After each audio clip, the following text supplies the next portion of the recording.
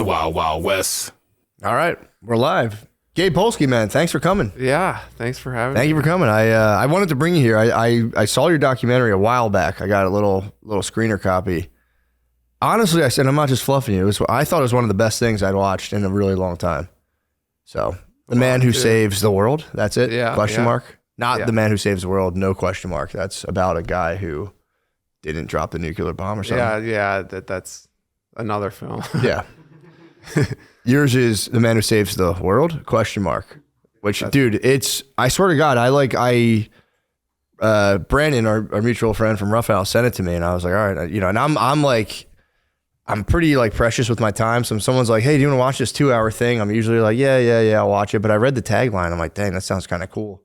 Dude, one night, I saw through it. So congrats on that. That's awesome. Yeah, it's 85 minutes because I know that, you know, the 2 hours scares people, but dude, now I feel like now documentaries are 6 hours. Yeah, it's the murder mystery doc. Everything's long. I know, but the murder mystery doc, I'm telling you, man, I don't want to start by it on a negative note, but like, dude, I would really like to move back from the 6-hour twisty murder doc. It's like, I don't need to watch this for 6 hours. Just give me an hour and 20.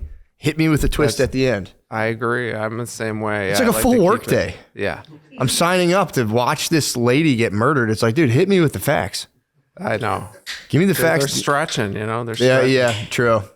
But no, I thought your documentary was honestly fantastic. And just to like, I don't know, I don't want to give the whole thing away, but just to recap, I try to explain it to people, and I always sound crazy. It's about a guy who, by the guy alone, could have been what's his name? Patrick McCollum. Obviously, it could have just done one on that guy alone. His life is crazy. He was a peacemaker, you know. He just does everything. But he got convinced somehow that he was the center of some ancient indigenous prophecy that he was going to, was it save the world or bring everyone back together and thus save the world by saving the Amazon? That's right. I mean, the second part, yeah. So basically, these indigenous elders from the Amazon came to this guy at like a peace gathering in India, and they said to him, you know, we think you're this guy in our prophecy that we've had for, you know, hundreds of years. So different tribes of the Amazon, they all kind of got together and identified this guy and said, you know, we think you're this guy. And, you know, initially he's just like, I don't know what you're talking about. I'm just kind of a regular guy. I don't think I'm the guy. And they basically for 8 years kept coming to him and saying, you know, when are you going to come and fulfill this prophecy of ours? You're going to come and unite the tribes of the Amazon and essentially save the Amazon and restore the earth. And after many years, he's just like, all right, like, I guess I'll like do what I can and go down there. And first of all, that's crazy he was able to fight that off. I would immediately be like, yes. I getting hit with the chosen one is my personal fantasy, so that's crazy he got to live that out. And it's nuts that he was like, no, I'm not. Which obviously you're the chosen one. If you're gonna be like, no, I'm not the chosen one, it's like you're definitely the chosen one. Yeah. So he was right. But dude, but then so I'm like, okay, that's first of all, that's like kind of a wild concept. Then you get into that guy's life, and it's like that guy was I've never even like heard of or seen a guy like that. Yeah, I mean, he's most talented guy I think I've ever seen. Yeah, no, that's kind of what drew me in. Honestly, the prophecy part of it was just, to me, just so bonkers that I was just like, this guy's a bullshit artist. This is crazy, you know. And I was, you know, incredibly skeptical of it. And then ultimately, first of all, I started doing a lot of research. I hired a private investigator, you know, to look into this guy. You know, he was saying he's best friends with Jane Goodall, and I didn't really believe him there. I forgot about that. He was buddy with Jane. Yeah, and then I, you know, reached out to her personally and got an interview, and she said this guy's the most fascinating guy she's ever met, and you know, and so obviously that vouched for him. But really, what kind of drew me in was how weird and amazing this guy's life was. He was like the most fascinating guy I've ever met. He's, you know, he was a carny. He was a jewelry designer to, I guess, you know, Ronald Reagan, John Wayne, and Russell Crowe. He was, you know, did you say carny at first? A carny. So he basically at 12 years old, he like joined the carnival for like 4 years because his brother got cut in half. Yes, I remember. Yeah. Okay, yes. And okay. his parents dude, needed- it's crazy. Yeah. I don't want to laugh at his brother getting cut in half, but yeah, his brother got fucking cut in half. Yeah, and so his parents had to go basically take care of his brother, so he was left kind of on his own Yes. at 12 years old, and so what he decided to do was join the carnival, and there he kind of met all these freaks and married a prostitute, which isn't in the film, but and then. He's like a mythical guy. I swear to God, I he's mean, got it's a mythical. myth. It's like Forrest Gump. It's like Zelig. It's like the guy has literally done everything. You know? And so, yeah, I just felt like him alone as a character study. I don't know if you sort of like character study of movies or documentaries. You know, just him alone, I knew would be kind of fascinating. And then on top of that, you've got this whole prophecy. You've got, you know, indigenous, you know, going into this sort of indigenous world that, you know, most people have no idea about, you know, and learning about, you know, their wisdom and connection and all that. And then having this guy kind of fulfill this prophecy. It's just like the strangest story. And you kind of followed him around more so kind of like fact check the guy, which I could pick up on towards the end of the doc was pissing the guy off when you were fact checking him and he was just like, well, you don't believe me, dude? You don't believe me? I'm the chosen one to save the world. So yeah, I don't want to give too much away, but it was, dude, the documentary is fantastic. So how does that work? You like when you want to do a documentary, I guess you just got a hot tip somehow and then you got to go like, you just follow the guy around. Like, what was it like? I mean, I guess you weren't with him all day, every day. When I see a documentary, for some reason, I imagine you're just like living, eating, and sleeping in the same quarters with the guy. I was gonna say sleep with the guy. You're sleeping in the same quarters with the guy, but it's like you're just kind of popping in, recording, popping out, you know, going back and forth. What is that like after a certain time? Do you guys become like super close, or is it just kind of like all biz? Yeah, well, everyone is different. I mean, this one I actually really did sleep at his house twice, which was pretty wild. I mean, his house, he's got two places, one in Moraga, California, and one in New Mexico, and they're both kind of really wild. Yeah. But yeah, I mean, in this instance, you know, it was kind of on and off, and you know, you just, you know, I was kind of documenting him and following him, but it was really kind of on and off, you know. So I would shoot with him for a few days, and then like, you know, maybe a couple months would pass. I would sort of shape the story a little bit more, then know what, you know, something else is coming up. Then I would go and shoot that, you know, until I kind of, you know, was trying to wrap it all up and say, where is this going? When is this going to end? You know. How long? That was actually the most. And you filmed for how long, you said? Yeah, about 3 years, you know, on and off. Dang. So yeah, that's crazy. got to be nerve wracking, especially if you're filming. And you're like, all right, come on, go meet these guys, go do the stuff. Yeah. How did you handle kind of like trying to keep them on a timeline with that? Well, I would constantly ask, like, where is this happening? What's happening next? Is the prophecy, you know, going to be fulfilled? Like, you know, because in our culture, you know, we're constantly, you know, we want results, you know, we want, and plus, like, I don't want to be shooting this for like 10 years. Like, I've got other things to do and whatever. So, yeah, I would be, you know, putting a little bit of pressure on him about where is this going? And that was kind of the most nerve-wracking part of this particular documentary that I made, was just that it was so unknown where this was going. And I don't know if you've ever been in a situation where you get involved in something, you have just no idea where it's going, and you think you're crazy. Why am I doing this? I couldn't even... Like a marriage or something? Like a marriage? Like you were saying, it's so hard to pitch. Yeah, exactly. You have a little idea. No, a project like that would drive me insane to not know. I was literally on the verge of insanity. Like, yeah, especially because I don't know if you've staked it yourself or you have financial backers, you're doing this and it sounds awesome. And you're like, fuck, dude, come on. Well, this one I was kind of on my own because, as you said earlier, you know, pitching this story to like Netflix and HBO and places like that. I mean, it's just so far out and so weird. They're not making this kind of stuff. No. You know, I haven't seen anything. Yeah, I haven't seen anything like that before. And so even going to investors, you know, they're just look at me like, what the hell are you talking about? This is too weird. You're crazy. And so I was kind of on my own at a certain point when I decided to commit to this, you know, I realized that I was kind of going to be on my own here. So that put a lot of even more pressure on the financial. Also, like one of my biggest fears is like wasting my time, you know? I mean, if you spend 3 years of life, like what have you been doing? You know, you talk to your friends and family, like, well, what are you making now? Tough one to explain. I'm just like, yeah, this guy, he's in the middle of a prophecy. And they think they're like, dude, you're out of your mind. And you got to go see somebody, you know?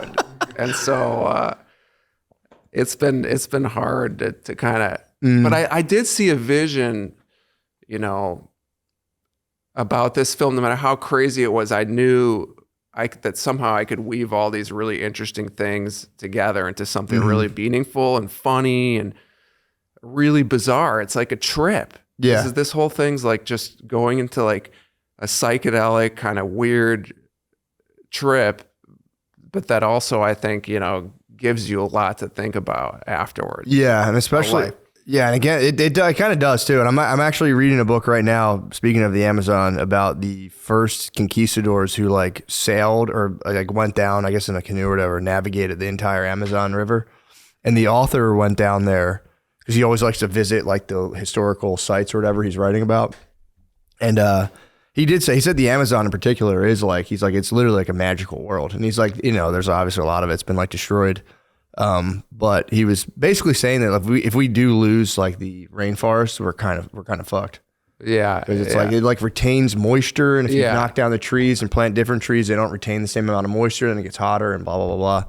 But so hopefully it's true. Hopefully he does the thing. Because it's like, I don't know, again, no spoilers, but I was like, you watch it and you go, maybe he did. Yeah. Maybe he did the thing. Yeah. Yeah. I mean, you know, that was the whole thing. I mean, I would go to these gatherings, you know, where he was essentially uniting tribes of the Amazon, you know, and you know, there would be these sort of smallish gatherings, you know, there'd be tribes from various parts of the Amazon, and you know, well, let's just say about 100 people, you know, and you know, I'd be looking at this, and they'd be doing, you know, indigenous ceremonial things with feathers, with fire, and all kinds of things, and connecting with spirits and so on. But from an outsider perspective, you're just looking at this thinking, you know, what the hell am I looking at? You know, this is so weird. This is about saving the world. Is he uniting the tribes here? But then I started thinking to myself, how does any business deal or even Jesus Christ, for instance, when he was doing his sermons and starting out and talking to people, it probably didn't look like anything. It's just him talking to people and doing about some weird stuff. And, you know, no one would have said, this is the guy. He's going to, that's this true. is happening. Everything happens, even on big things that end up having these ripple effects that huge. They start off really small, and they probably don't look like anything that's special. Yeah. You know? Well, that was, when you guys started your podcast, you know, it's just you guys in a room, and then it becomes far from glamorous. So I'm like, yeah, exactly. That was the meetups in the hotels where it's just like a 20-person meetup in a hotel convention center. That was kind of that was cracking me up. You're just like, bro, wait, this is the big meeting. I will say what I liked about him too is that like he would do those meetings, and there, you know, it doesn't look great. There's just a couple people strewn, and he would get out and be like, that was awesome. Yeah, you know, that's like, exactly. That was what we needed to do. That's exactly. He's like this insane optimist, and every time I would talk to him, it would just be like, literally, he just did the biggest thing ever. And I'd be like, were we at the same place? Like, what is going on here?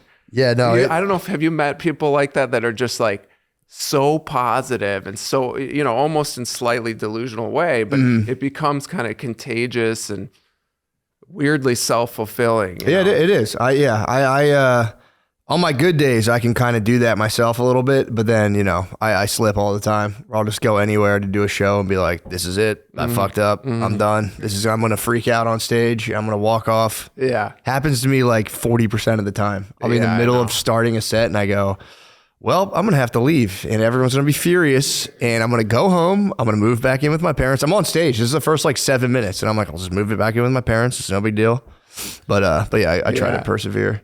There is something nice about that, especially now where like, I feel like intense pessimism and negativity is almost like in a way where it's like, it's almost cool to be like, fucking world's ending, dude. We're screwed. Everything's done. It's like, I don't like that stuff, honestly. Yeah, I don't You know what I mean? I mean, dude, it's such a fight to stay positive, you Yeah. know, but it's so important.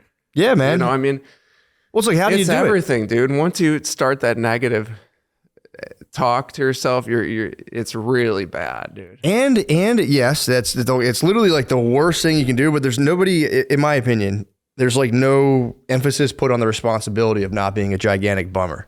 Yeah. Because if you ever had like a, I remember having like regular jobs, 90% of the people I've worked with were like massive, just chronic bummers. Every single person I've worked a regular job with shows up and they're like, shit sucks. Yeah. No other way. This is what it is. It's a cultural thing. Yeah. You know? Just show up and be like, another day here, this fucking bullshit ass place. I hate this place. And you're like, dude, I just got here. Can we just chill a little bit? So yeah, I mean, I wonder what people would need though, because I don't know. I feel like without religion, I don't know what else could possibly stoke somebody day in and day out like that. You know what I mean? It's somehow a mindset. I mean, even like, you know, making documentaries, it seems like the greatest thing ever. Oh my God, you get to tell that story and this one and that one. But on a daily basis, the grind of it and the pressures, you know, it's so easy to get into that negative talk. Have you ever been tempted? Even the best things. I mean, they should teach it in schools, you know, about kind of the art of positivity and sort of, because that's all related to this mental health. And, you need it. You know what I'm saying? You need that. The problem is it's being delivered by school teachers who can be a little negative and nasty. You know what I mean? It's tough. Yeah. If you're like a 27-year-old lady being paid $30,000 a year, it's tough to get the kids and be like, guys, life is awesome. Life is great. Yeah. You guys just got to believe in yourselves. Yeah. The teachers, that's one job I would like to have, but it's I don't know if I could do it, man. Especially like, it'd be one thing if you had like other sources of income, but if you're just living on that, like the teachers I've talked to, apparently they just get crushed by the administration because they're like, you have to do it this way. Yeah. None of it makes sense, but this is the way we're going to be funded. And every parent is like, dude, you suck. My kid's right. You suck, blah, blah, blah. So with coaching too. It's similar about the parents getting involved. This episode is brought to you by Prize Picks. The big game is right around the corner. Once Championship Sunday hits, there's only 3 more football games this season, which means you're running out of chances to get it right this football season, and there's no better place to get it right than Prize Picks. Oh, yeah. With player picks and team picks, you can pick how many yards the QB will throw or who will join Bad Bunny on stage. Oh. Don't do that, Bill. Bill, don't do that. No intense zoom ups, dude. Bill, no intense zoom ups. Dude, it's out of our contract. I don't like the way I look. And what you're doing is, that's not right. It's like an upskirt. Guarantee what? I don't like it. That's literally like doing an upskirt on a lake. Guys, download Prize Picks app today and use code DRENCH to get $50 off in lineups. Or start it over. No, hold on. What specific players do you think you're going to do really well? I think Christian McCaffrey is going to continue to do well. He dominated. Download the Prize Picks app today and use code DRENCH to get $50 in lineups after you play your first $5 lineup. That's code DRENCH to get $50 in lineups after you play your first $5 lineup. Prize Picks. It's good to be right. Oh, man, I love that. I don't know. Like the pressure for coaching, I don't know if that's like, is that like scholarship pressure? Like I played sports. My parents were just like, we're happy you're out of the house. They would show up and be like, great. Yeah. Scored 0 points. Mine didn't show up that much, but yeah. Oh, man. I'm sorry. No. But I'm just saying, you know, I didn't sometimes it's a good thing, you know, if your parents aren't there every single I prefer them not to be there. Yeah. Honestly. Yeah. I didn't like, if they came, it was like, sucks. Yeah. Then like, you know, I would ride the bench for most of it. There's nothing worse than your parents showing up and you're on the bench the whole game and you're like, I'm sorry I brought you guys here. I know. Yeah. I agree. That happened in college a couple of times, you know, when I played. You played college ball? Yeah, I played college hocky. What? At Yale, yeah. Damn, dude, what the fuck? What position? So I was a forward. What? Yeah. What the hell? I didn't know you were a hockey player. Yeah. You don't strike. I mean, again, I'm not saying you're not like rough and tumble, but you don't strike me as a fucking college hockey player. How'd you keep all your teeth? Yeah, we wore masks in college, you know. Yeah. Oh, okay. Fair enough. When you play it professionally, then the masks come off. But why?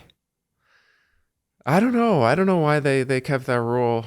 Maybe they wanted people's faces to stay intact. Yeah. Until you play pro. Though it's time to take the mask off and show Yeah. show that beautiful hockey face. Yeah, it's for advertising. They need to see the faces. True for the game. Yeah. Because All right. if you're wearing a mask, you can't relate to the players. Yeah, that's true.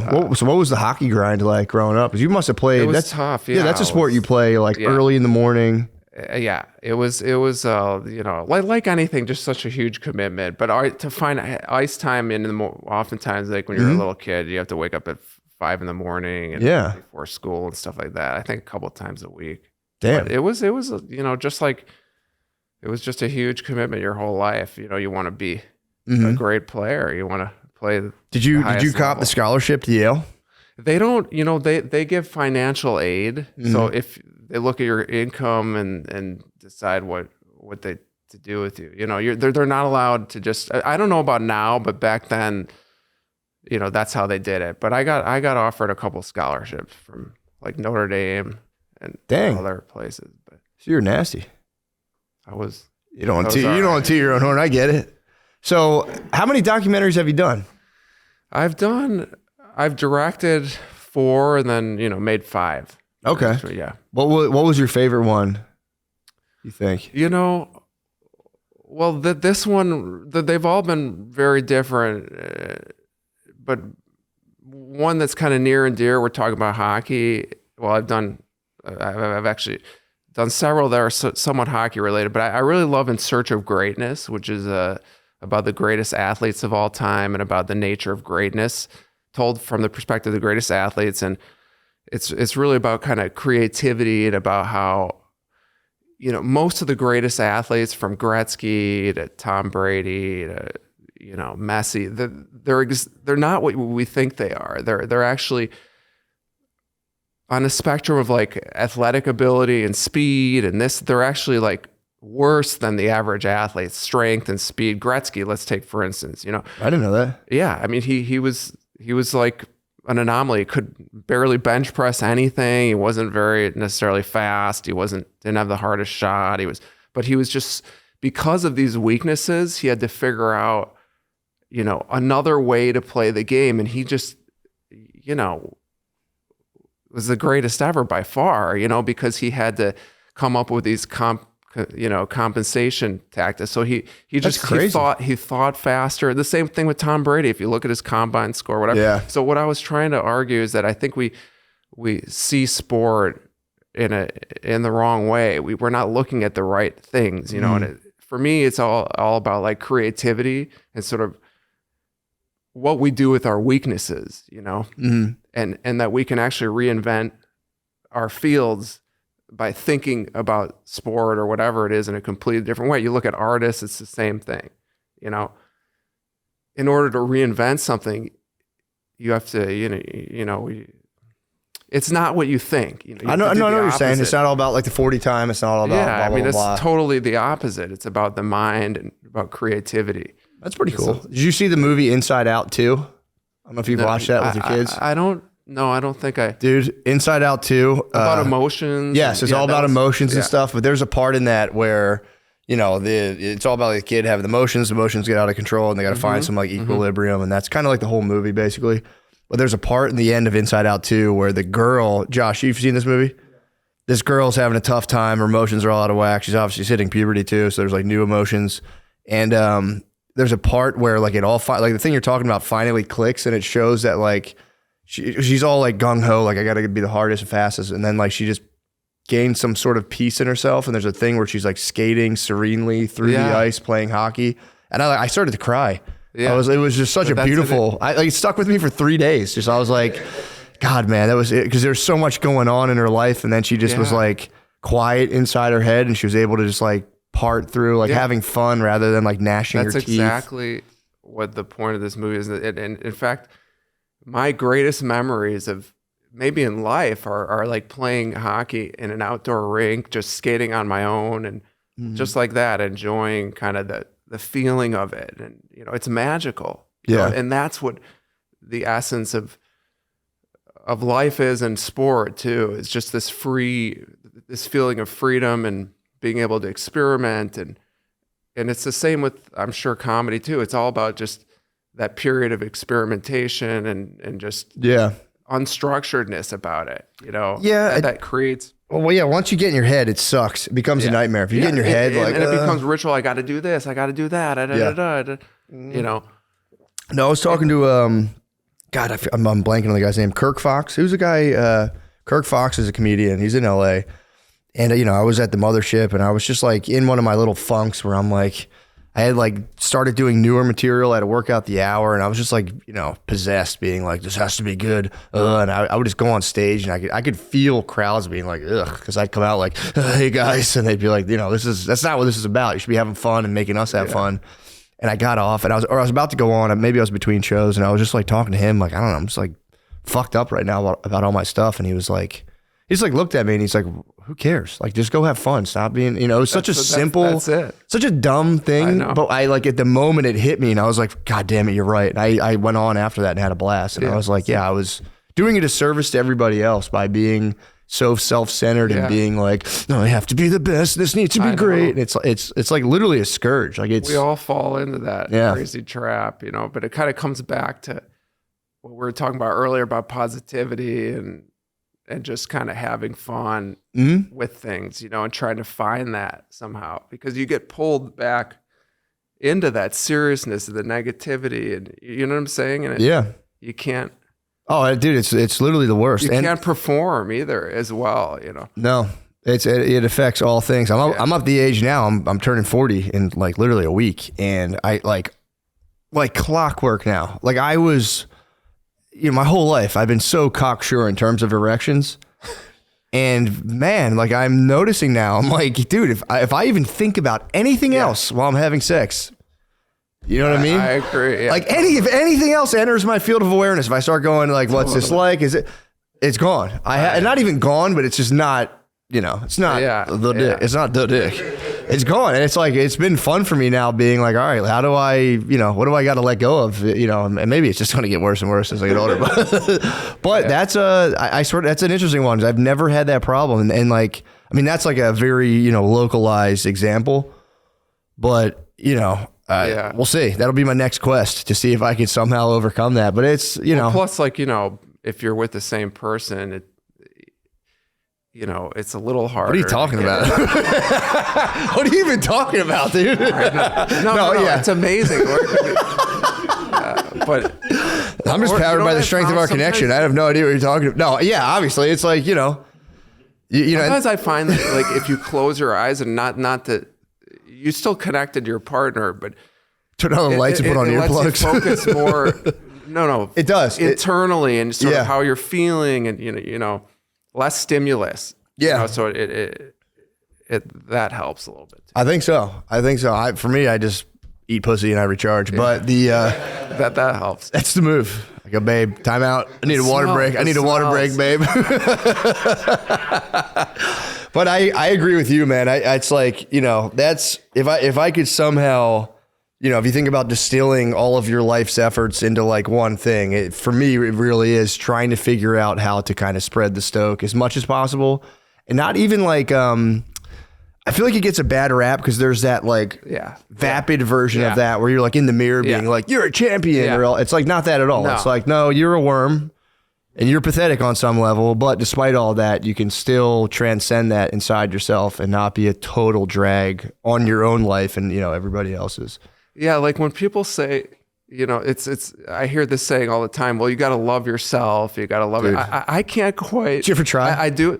I almost. Yeah, it's just a weird thing, So it's. I don't even think it's that. I don't think you do have to. You shouldn't like hate yourself and beat yourself up. That's the thing. But yeah, loving yourself. How do you do that? Oh, I love you so much. Gabe. It's the weirdest thing. I've literally tried this. I can't. I was on LSD one time and like towards the end of it, I got this wave where I was like, I got to show up for myself. I got to love myself. And I like looked in the mirror and the first thought in my brain was like, shut up. And I was like, all right, my bad. Try to love you, but you pushed me away. But yeah, I personally think, I think that's one of those things that like, it sounds great. And then you try it practically and you go, okay, sure. Like this is impossible. Yeah.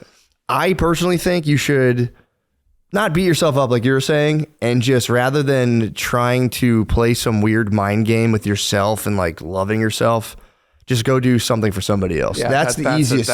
That's easy. I can pump someone else up. I can show someone I love them. But yeah, that whole thing, like, love yourself. I don't know where that comes from or like where that even originated, because there was no way. I think that must have come in like the 80s. Like that was, nobody said that in like the 50s, 60s, 70s, maybe 70s and 60s. But I do think that love itself is a key to it. You know, that feeling of like, if you can get that right here to, you know, love other people and, you know, to get that feeling for other people and for life, and you know, makes a big difference too. It's similar to positivity or whatever, but that feeling of love is what I think we all crave. Yeah, and not to be cheesy or whatever, but there's something to that too. For sure. That was the. That's when you say helping other people. Yeah, it's that makes me feel that good. transforms you. You know, if you could wake up and sort of try and channel that feeling of love rather than hate or, you know. Yeah, or I mean, it's what all religions, what all spiritual traditions, you know, are saying, you know, and all the great people from, you know, Gandhi to Martin Luther King, it's the key. It seems to have it, you know, a good for me. It's like good. If I want to try to alter my own mood, it's such a labyrinth and mind game that it's like I'm just gonna end up probably having a panic attack. If I like close my eyes and start going like, all right, dude, let's make yourself feel as good as possible. I'm gonna end. I literally did this the other night. I was like putting my kids to sleep, and I lay on the floor while they're like getting ready to fall asleep, and I like started having a panic attack, and I was like, all right, I got to get out of my head, but. I can easily text my wife and be like, you look great today. And she's just like, oh my God, thank you so much. And then I'm like, all right, I feel good now. Yeah. But when you try to apply it yourself, it doesn't work. You can, yeah. So what I do is I do really nice things for a lot of people, and then I keep score if they do nice things for me. And then I eventually explode on them and say, you've done nothing for me. Told you look nice 10 times this week. But yeah, man, it's keeping score is can't keep tough. Score. Can't keep score. Yeah. You just got to be it. Especially if you're married, you know, jeez. Can't keep score. Yeah. You can tell them how hard you don't keep score. That's what I do. I go, look, the other day you left your stuff out. I didn't say anything, but I don't keep score like that. So yeah, exactly. Right. But that, I mean, marriage is one of those things that like, yeah, man, it's like, if you really want, because I feel like, again, I only know my own self, but I do feel like, let's say collectively, it is like a furnace, because it's you and another person. You have different ways on like, this should be done this way, this should be done that way. And in my experience, you either like let go of a lot of stuff or it just fucking explodes. Like there's no other way. You have to, and if you know, and also you got to really anticipate that people are going to change, you know, that nobody stays the same. That's not the point of life, is to stay the same. It's to, people are growing, they're doing different things, and to anticipate that, and then really, I think, make that just commitment to kind of go with it and weather it, and not fight against it. No, I'm telling you, I used to always when I was younger, hear people say like just that similar, like kind of folksy, happy wife, happy life stuff. And I'd always be like, never, I'll never give up. And then you hit the point, you go, I fucking give up, dude. I'm done. I'll just fucking clean up my plate or whatever you're so freaked out about. But yeah. But it's good. You know what I mean? It's like, it sounds not, but it's like, I don't know. Like, you know what, for me, this is like kind of different, but like COVID for me, like this whole thing about like being kind to other people. Cause I was like, I'm a nice guy. And then like, I would notice, like, I didn't notice how much I did this before COVID, but I would be in a grocery store and I would just see a person, and like my brain was constructed to like keep myself somehow above anyone around me in any way I could think of. So I would like I would see like a tall, handsome, muscular man. I'd be like, fucking loser. Guy's probably a big dork, thinks he's so fucking cool. Guy's literally probably a dumbass. And then I would just see like a lady and be like, look at that fucking lady. And I would just do this in my head. All the time. I'm the same. Not now, but no, I would do this all the time. I'd walk around and go, fucking look at this guy. And then COVID heightened it, because it was like, people would have the mask. I wasn't a fan of it. I was like, I think it's weird we're all afraid of the air. So I would go out. I wasn't being like super aggressive with it, but like if I was outside walking my dog, I'm not wearing a mask. Like I'm fine. I'm not worried. We're all far apart from each other. And I would get like dirty looks in my neighborhood because everyone was like completely K95'd up. And I had that, like, it like heightened that thing in my head. So now it was like enemies to me. And I was like, fucking look at this fuck. Now I was like really amped up. And I remember, I think I was in like a Whole Foods or something. And I realized somehow that every time I'd walk past a person and be like, look at this fucking piece of shit, it gave me a bad feeling. Yeah, exactly. And I just, something like snapped in me to where every person I saw, I'd be like rooting for them on some level. I'd be like, I wish them the best. And I'd still have that, like, look at this fucking lady's weird ass fucking pants. But I would be like, but I wish her the best. And dude, I'm filled with like an incredible sense of peace. And ever since I've been, because the whole thing for me is like, even if you see somebody who's like kind of unbearable, like maybe doing something crazy or whatever, once you have kids, you're like, oh, that's somebody's kid. Yeah. So like if my kids are out in the world, God forbid someone walk past them or like, nice fucking hat, dumbass, I'd be so upset. So I started being like, well, I'm going to treat everybody like they're someone else's kid.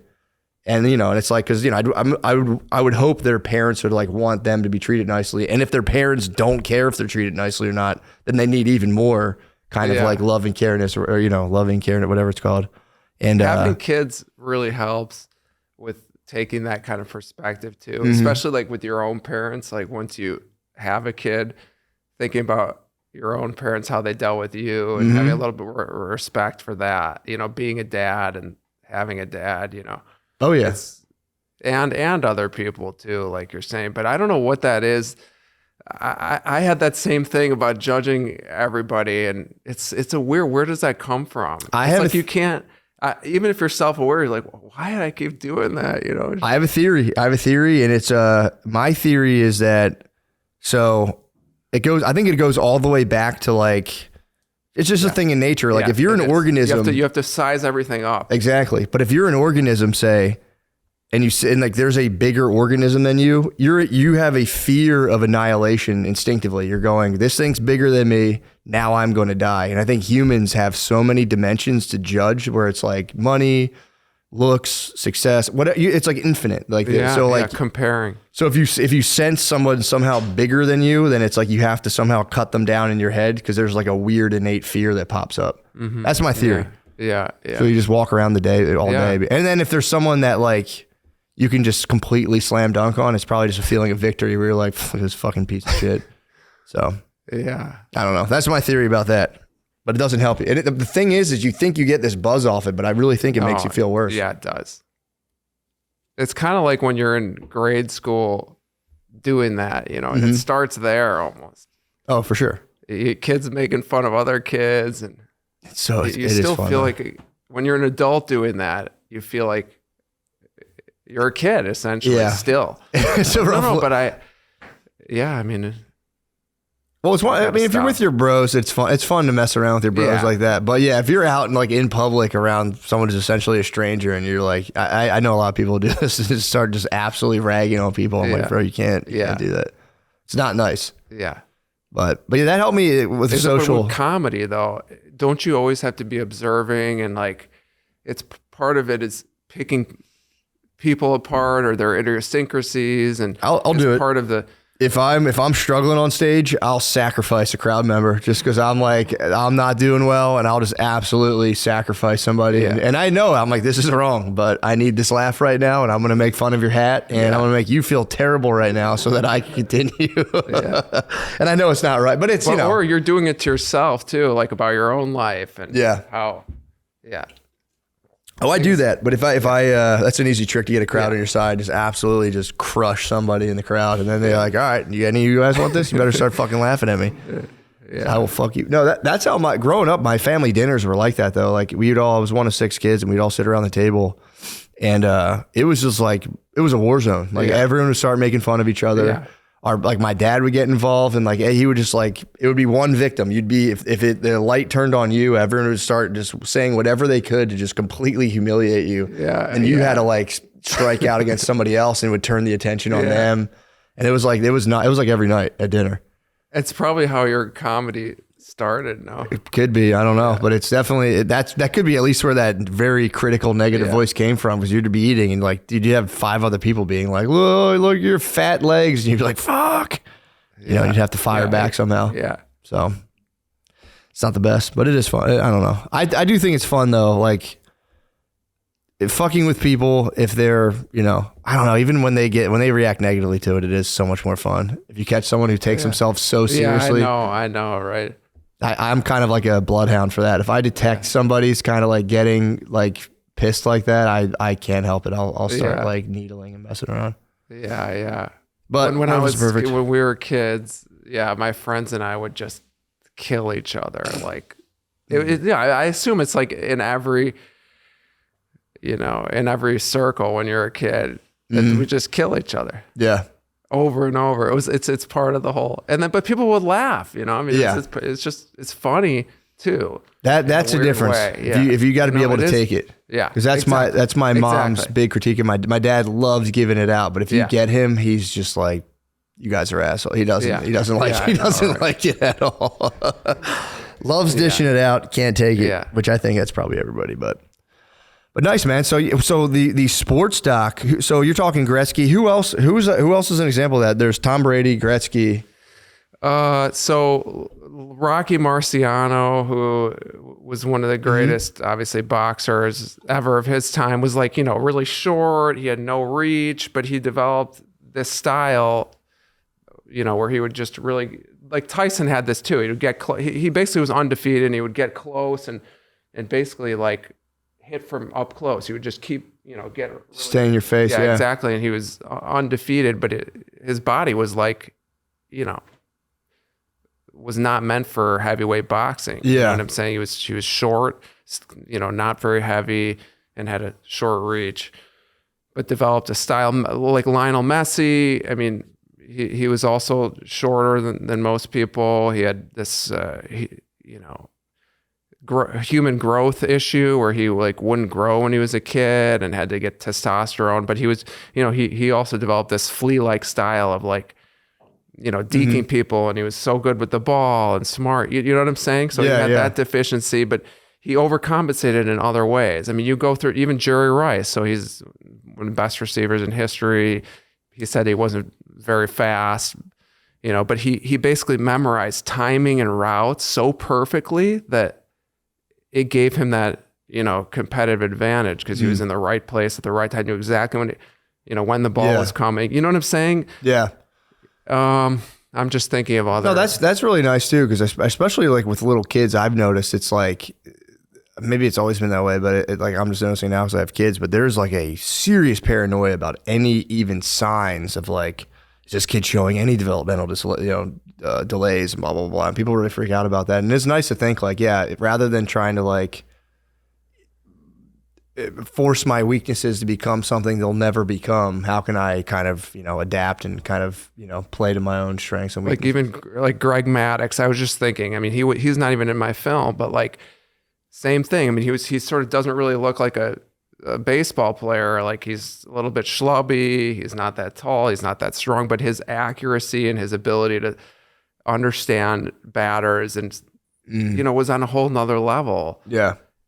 You look at every sport, every of the greatest athletes, it's something like that, that's completely unexpected. I call it like Polsky's law, because it's like everything you see, everything you see is like the opposite. Yeah.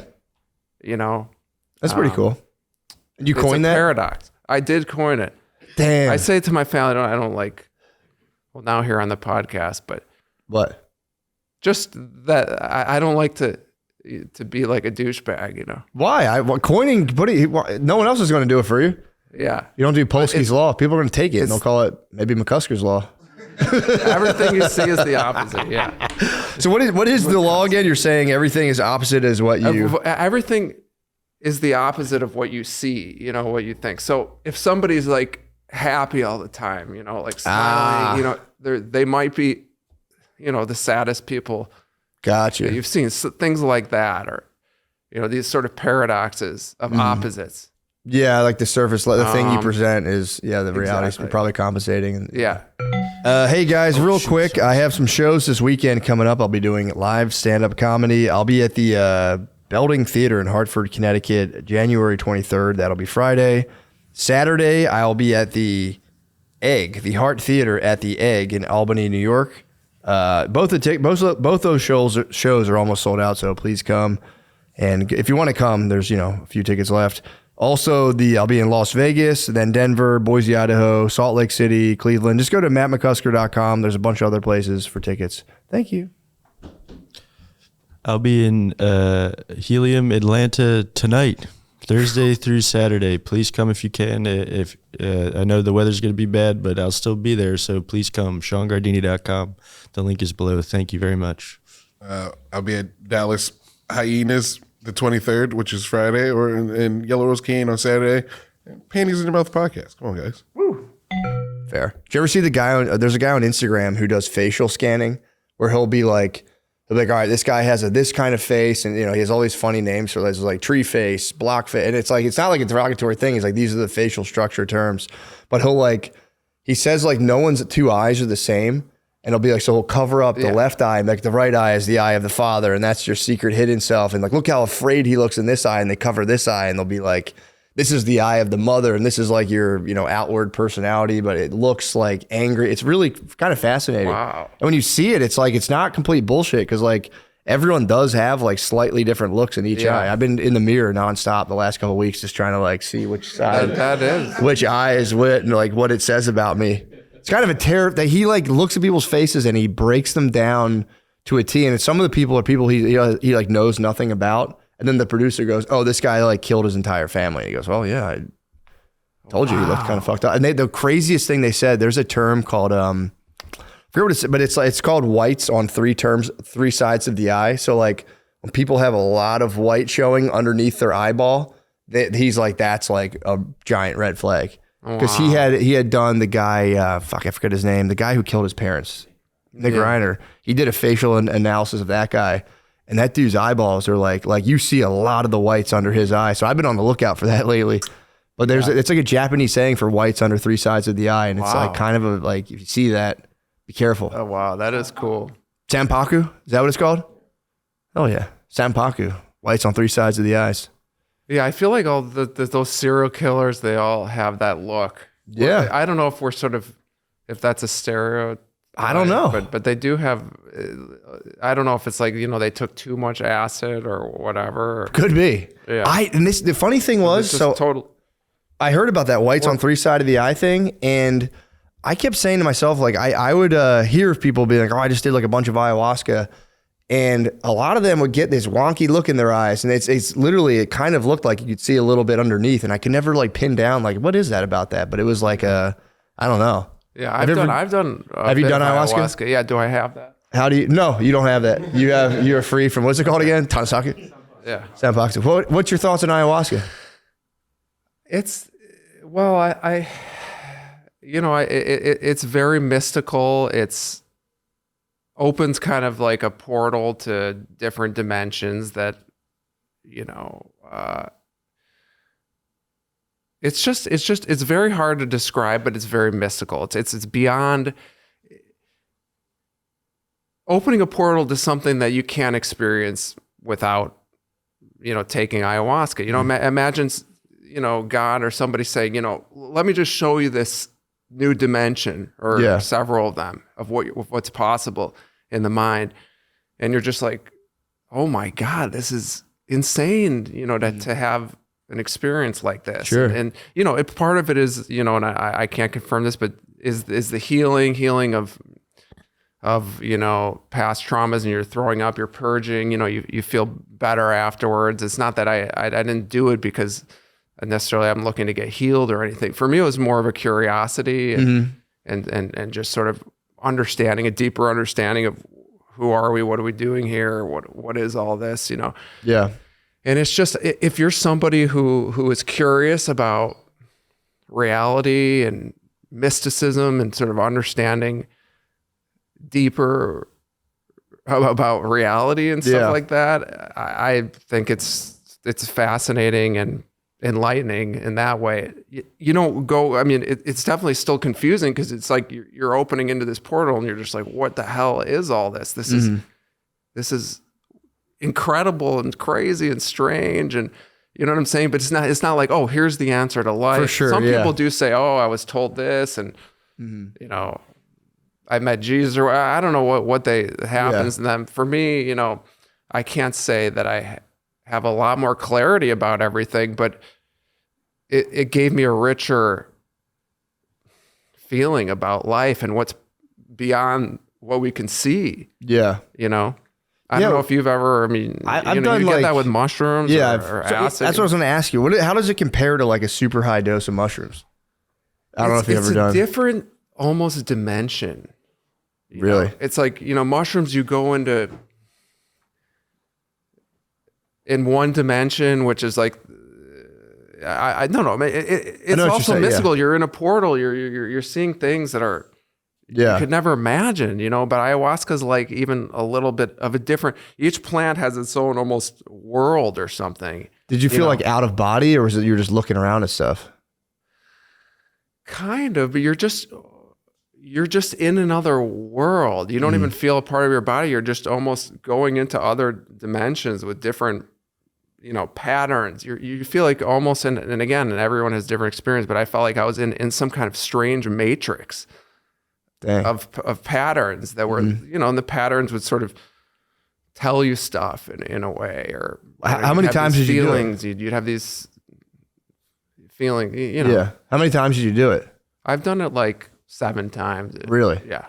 So yeah, that's been my thing with ayahuasca. I've never done it because I talk to people and they're like, I've done it like 55 times, like literally like 55 times. And I'm like, why would you think somebody would do it that many times?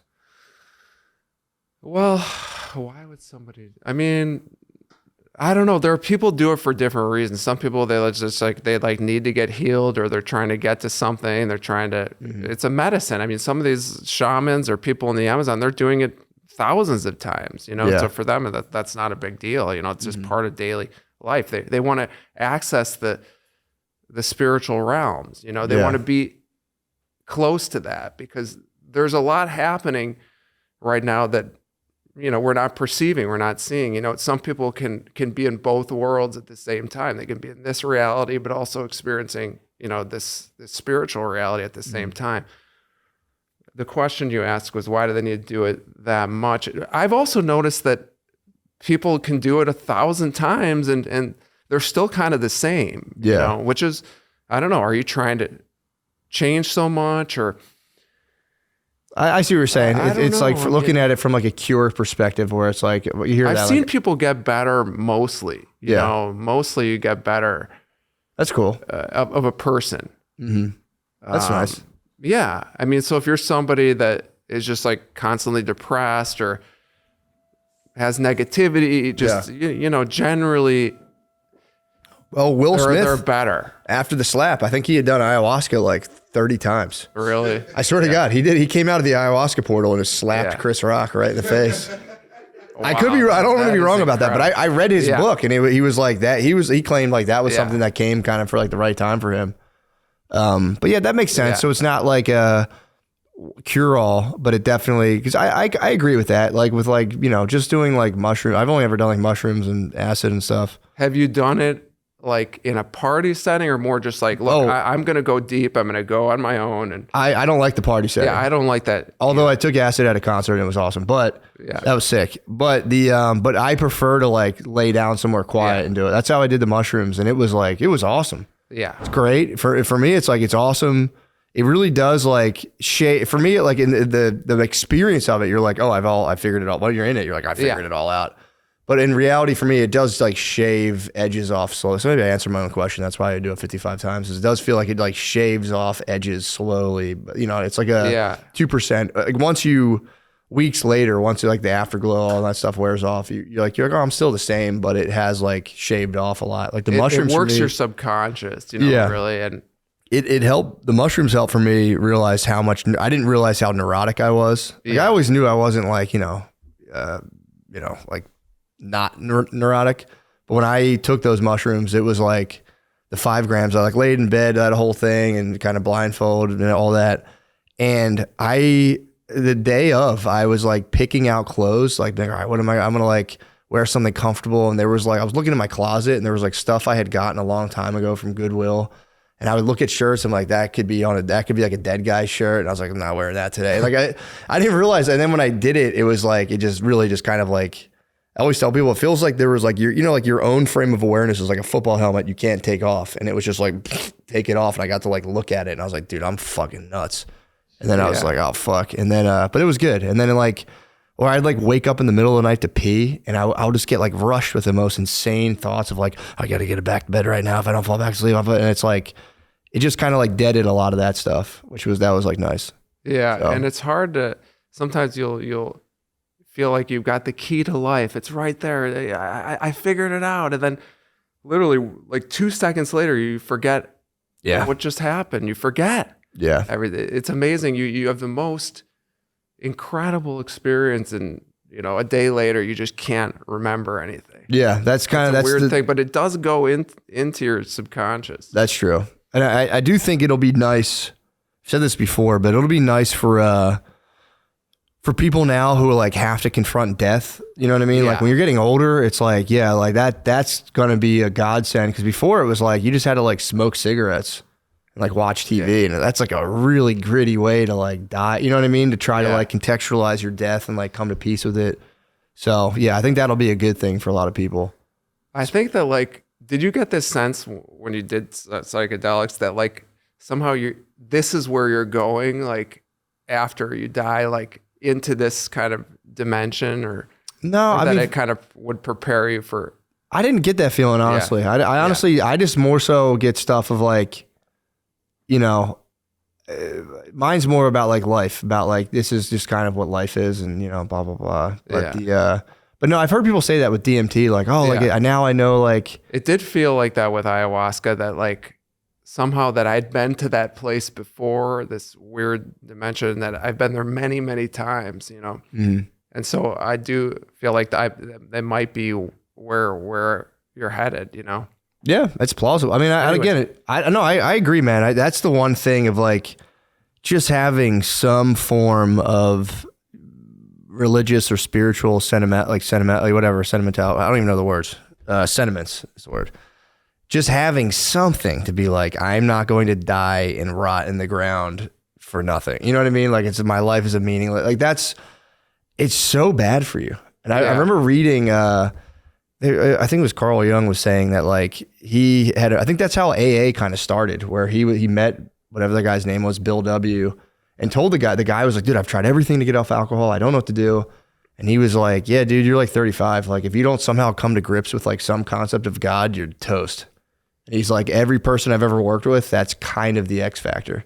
If you're like 40 and you're like, I'm a staunch atheist, he's like, yeah, you're going to be depressed though. So yeah, good luck. I kind of agree with that. Yeah. Yeah.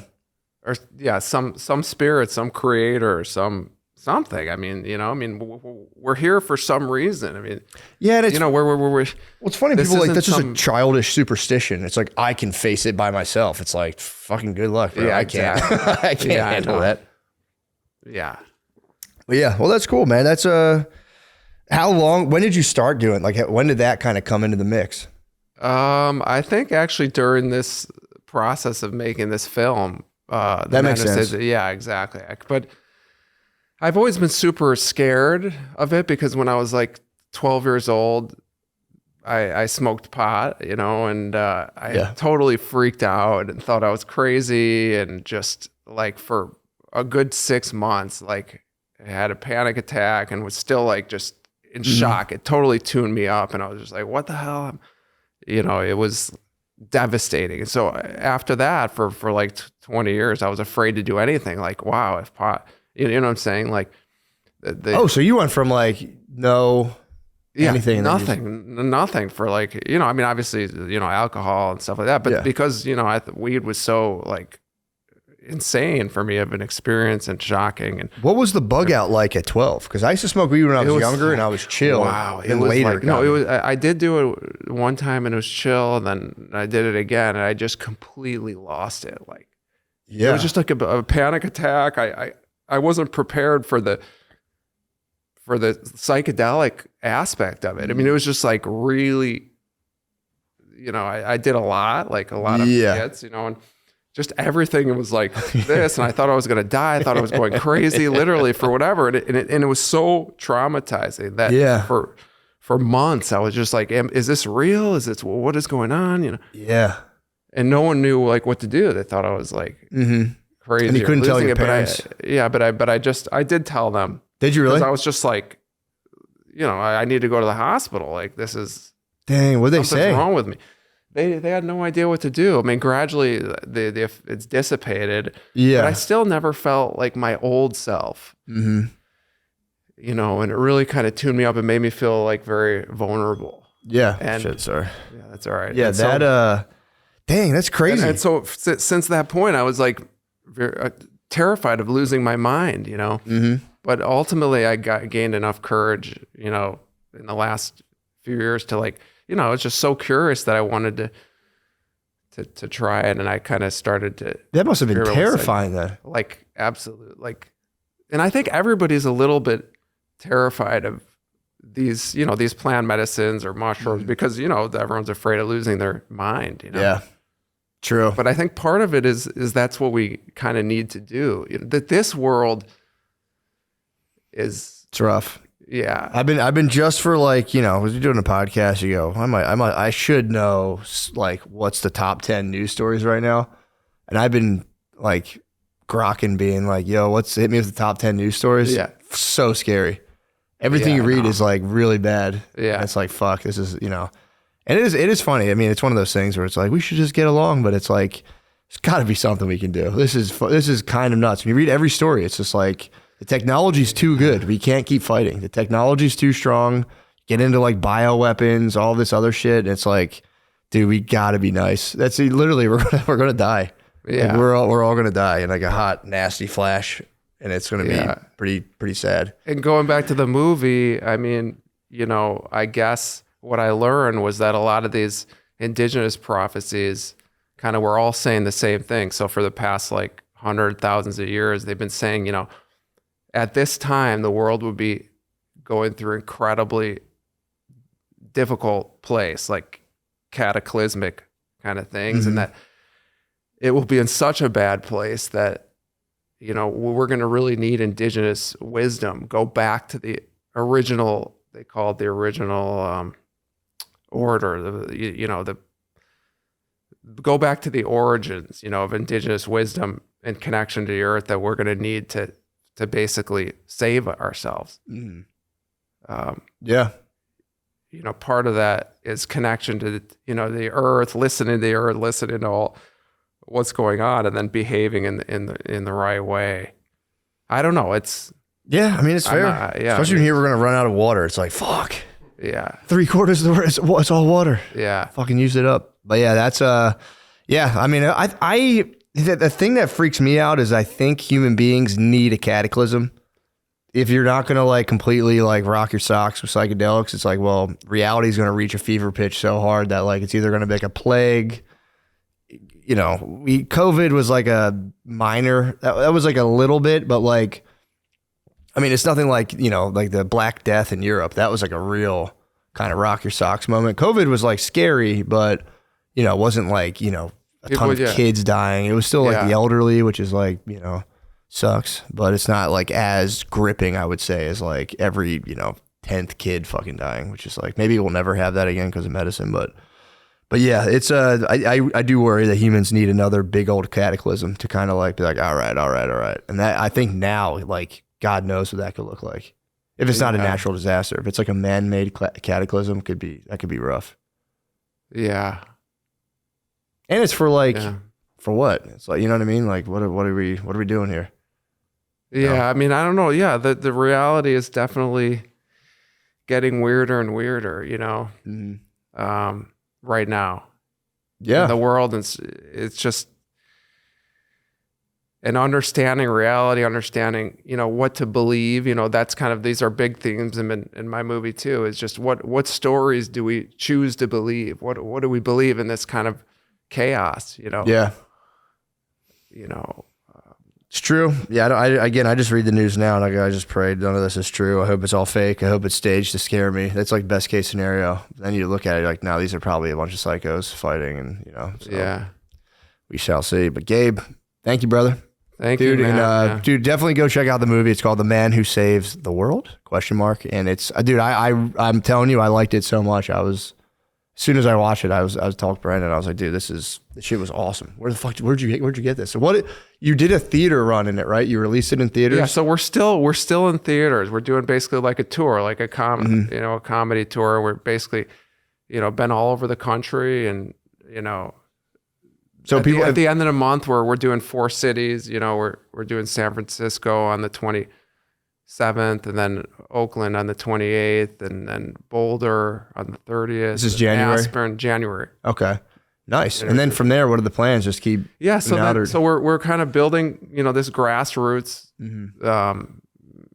brand, audience swelling, and then ultimately, it'll be more widely available. But cool. yeah, so we're out there getting the word out and doing these theatrical events.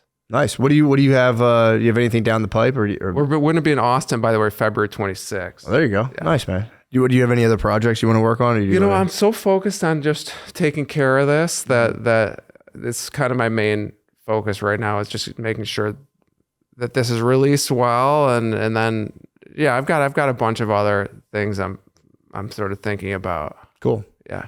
All right, man. Well, dude, thank you. Yeah. Thank you, dude. Of course.